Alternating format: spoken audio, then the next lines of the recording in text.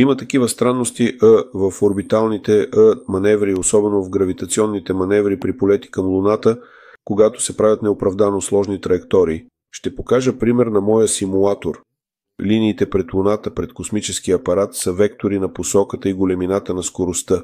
Тоест, колкото по-голям е векторът, толкова по-висока е скоростта. С приближаването към Луната той ще се отклонява към Луната и в даден момент ще започне да ускорява. Сега космическият апарат извърши гравитационно ускорение, преминавайки зад Луната. В какво е проблемът тук? Трябва много точно да се насочи апарата, за да попадне на точното място в точното време, защото дори закъснение от няколко секунди вече ще се отрази на траекторията на полета. Той извърши два гравитационни маневра.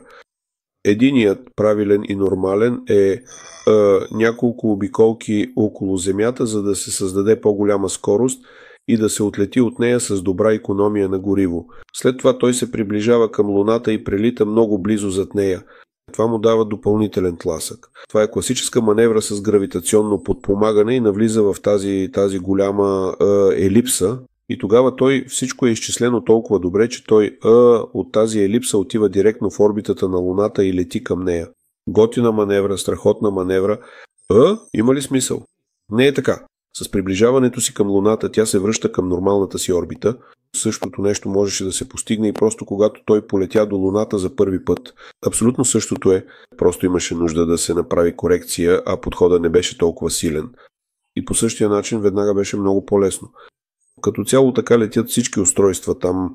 Но японците и някои други също избират този странен начин да правят излишен, много сложен, изискващ много изчисления и много рисков маньовър. Така е. Смисълът на този маньовър е доста съмнителен.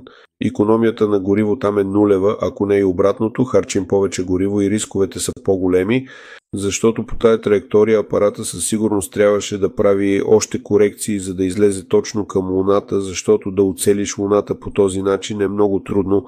Ако сбъркаш дори с дори с 100 част от градуса или ускорението и всичко, отиваш в грешна посока. Защо е необходим далечен гравитационен маньовър около Луната? Ако космическият апарат така или иначе излиза на орбита около Луната с нормална предсказуема орбитална скорост, вероятността да се загуби космическият апарат при такива маньоври е огромна, а ползата нулева.